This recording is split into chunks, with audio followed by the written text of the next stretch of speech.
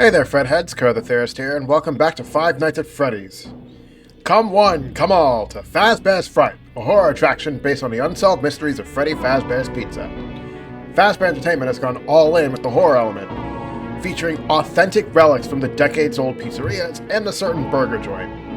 And if you know me, you probably know which one I'm talking about.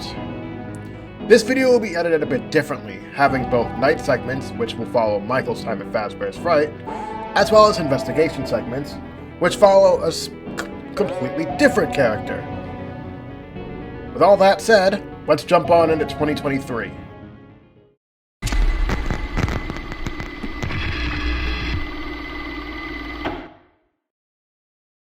My name is Max Donnovan, and I'm a paranormal investigator. I've been investigating Freddy's for over 5 years now, and I know I'm close to finding out what happened. Mysterious disappearances, possible murders, no bodies, no nothing. I need to know what happened. It could be my breakthrough. It could solidify me as the man who solved Freddy's.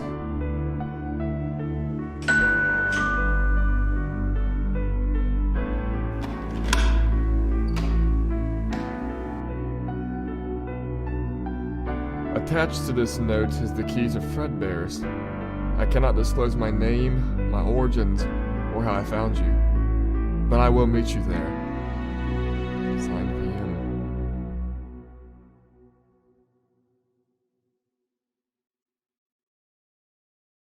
This is it, where it all started. Max headed to Fredbear's family diner and used the key that he was sent, walking inside the building.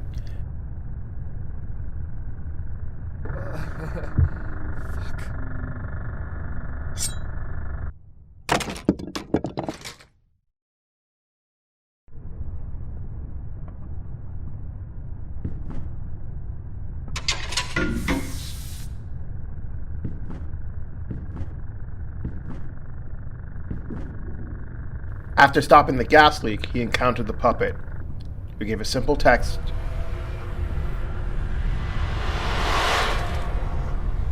With Max passed with flying colors. This caused the puppet to declare Max as its new vessel. The endgame was about to begin.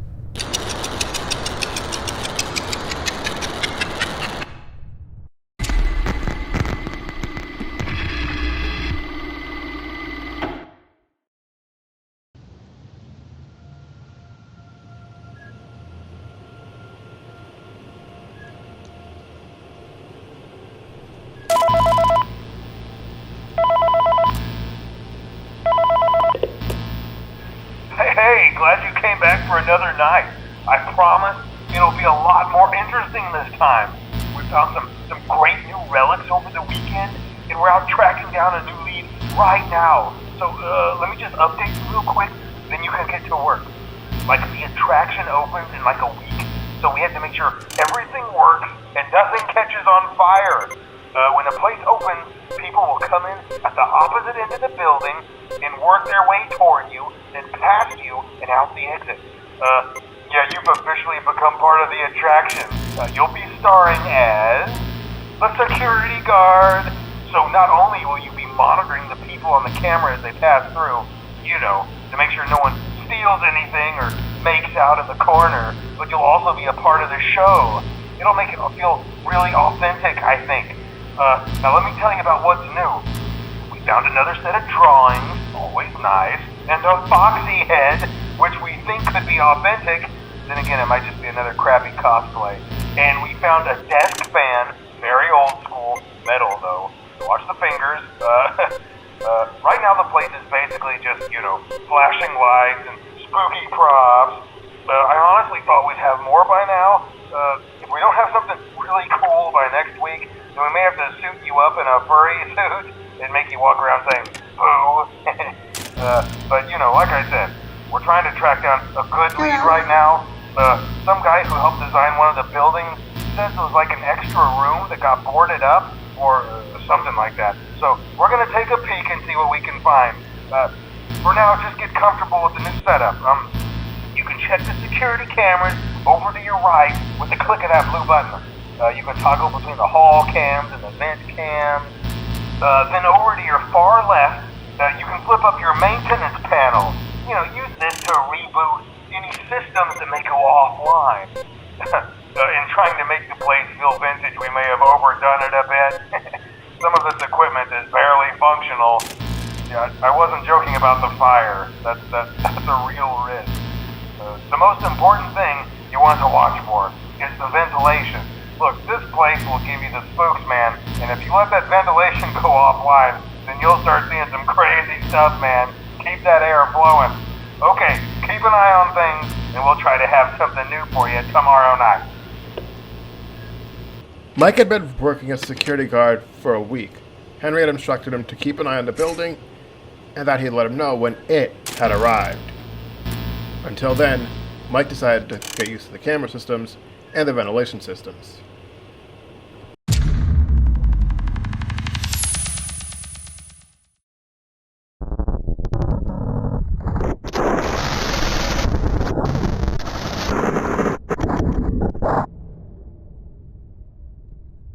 Where am I? Whose house is this? Max's first task led him to a house in a forest surrounded by trees. When he grabbed the garden shears from the shed, he noticed the Foxy animatronic that had already been freed. Someone had been here before.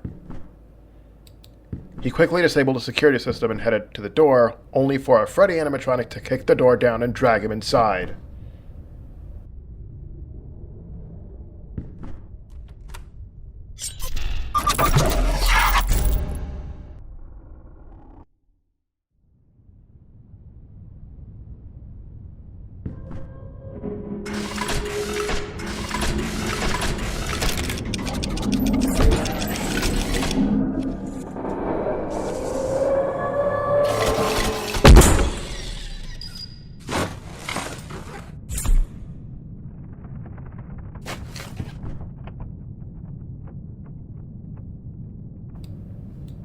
When Max came to, he explored the house's lower rooms.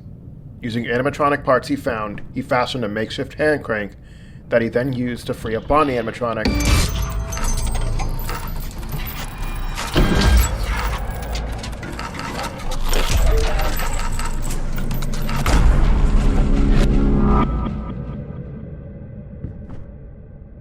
Before hiding under the stairs from a Chica animatronic.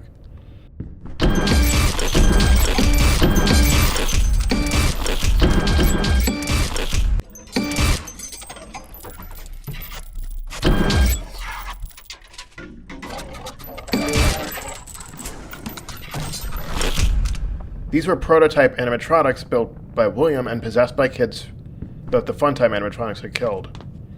The last person to use the hand crank on them was not friendly. Max made his way upstairs, only to run into Freddy. He turned around and shined his flashlight, only to see Chica in the distance.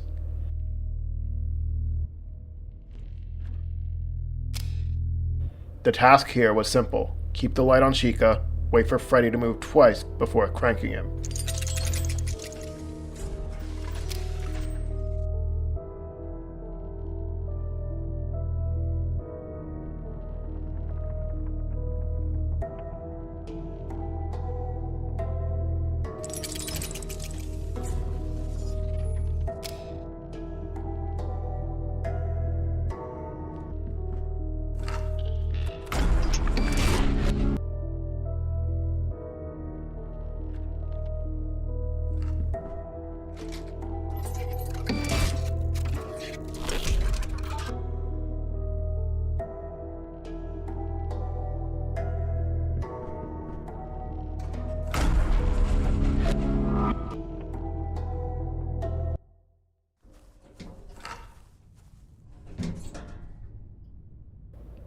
Once Freddy and Chica were both freed, he dragged the 4 animatronics outside and burned them.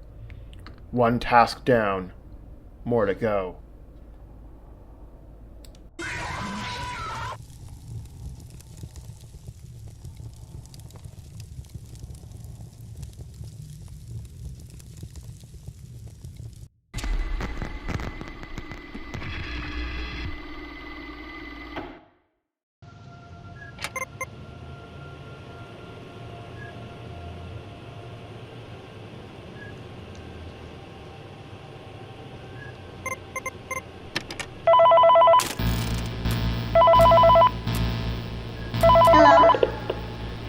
Hey man, okay, I have some awesome news for you. Hi.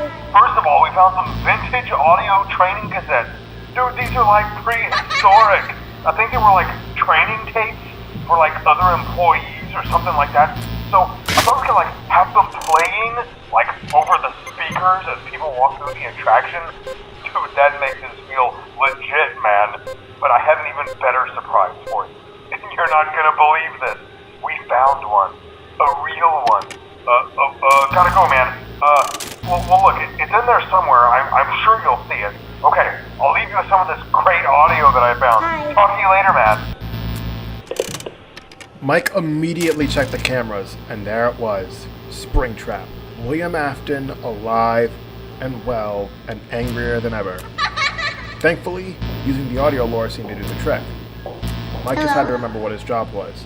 Keep him contained.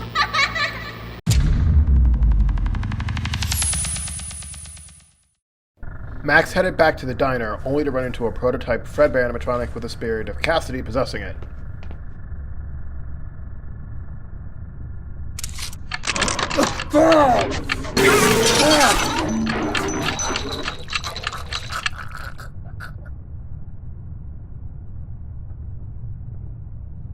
Paranormal investigator.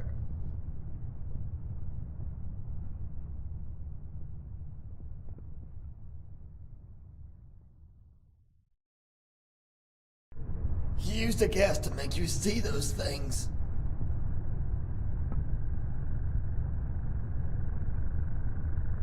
It was everywhere, even in the animatronics themselves. After the questions were answered, Fredbear let him go.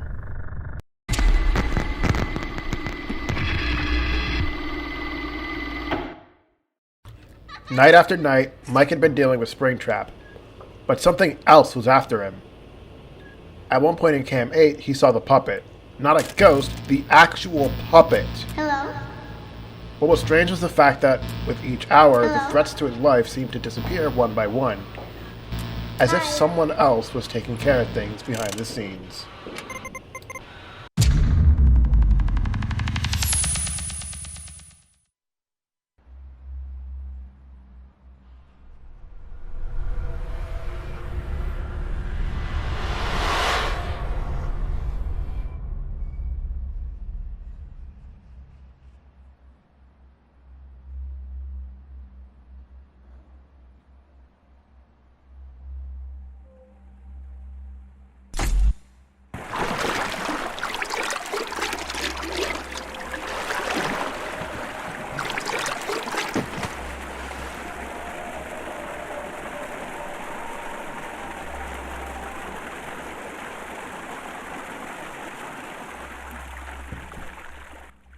Max went into the sewer system and restored power to the now abandoned hospital before entering.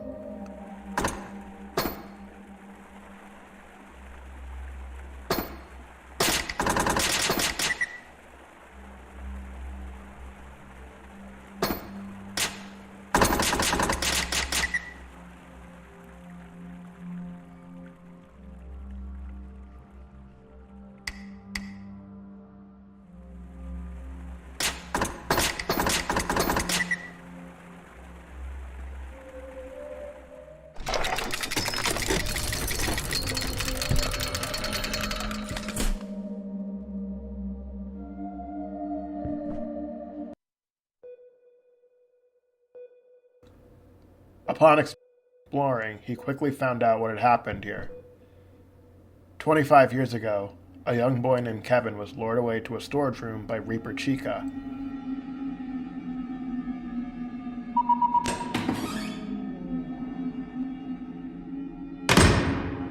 You ignorant little child. She's growing impatient. She needs you. She was sent her after you, after all. Don't you miss her? Don't you want to be with him again?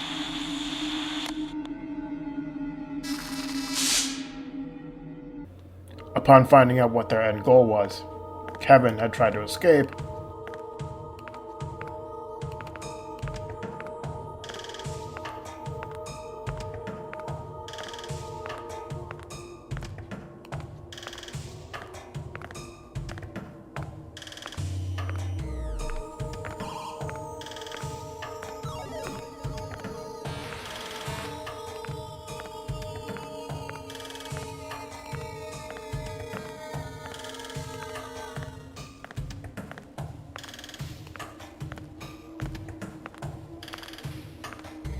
only to run into a possessed Fredbear doll with the voice of his dead mother.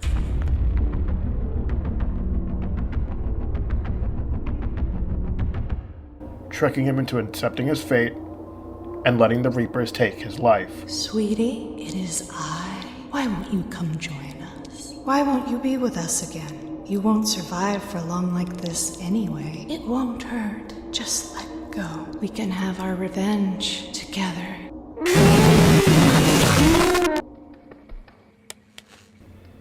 Max then headed to room 5226, the same room where Evan Afton had passed away 40 years ago, and was forced to fend off the rest of the Reapers.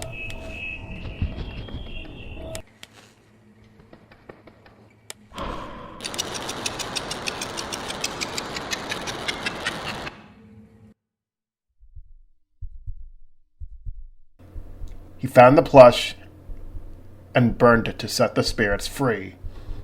2 tasks down.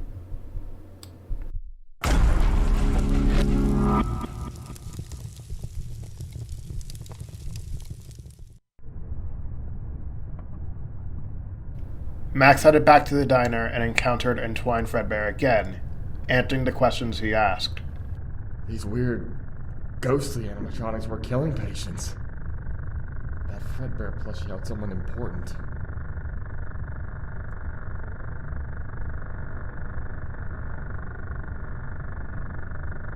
He wanted all of this. He killed them. Now he's missing.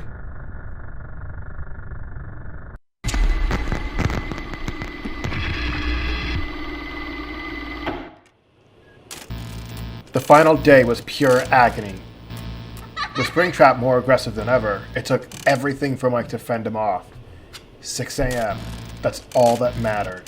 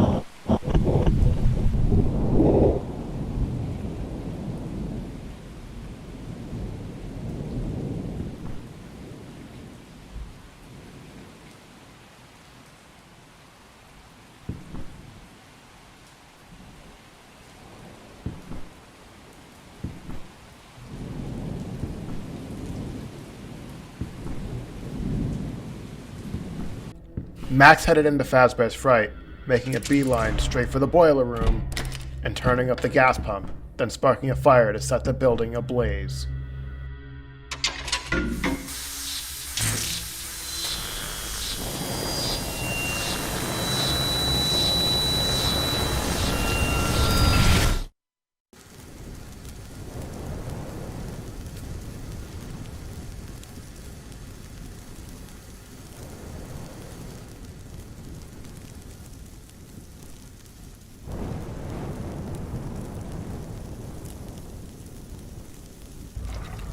He quickly headed for the door, only to run into Springtrap.